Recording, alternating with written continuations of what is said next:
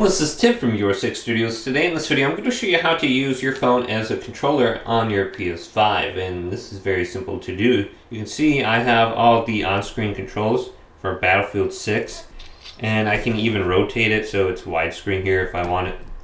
So there should be an option to rotate it.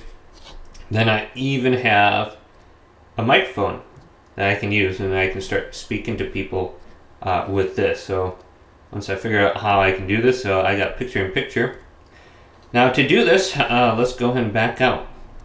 So you want to connect with the PlayStation app. So let's go on over to my app store and just get the PlayStation app right here, and then you're going to have to install the Remote Play application too. So we can open this up, and we're going to be on this screen right here, and we want to go over to the game library. Choose a game. Now it's going to say download for me, but I want to switch to the game edition.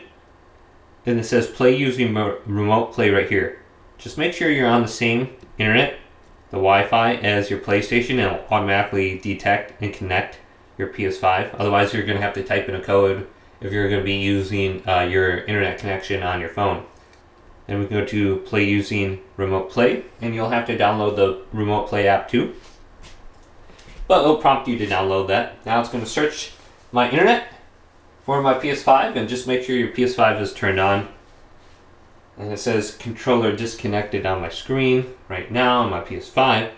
But this will eventually connect to my PS5, and it'll discover if it's turned on and is connected to the same wireless network. And then I'm going to have my on-screen controls.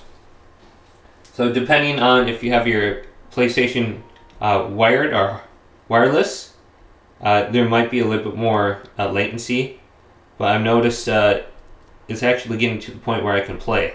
Now using these little thumbsticks for first-person shooters is an awful experience, so if you want to try it out in a different game though, it might be fine.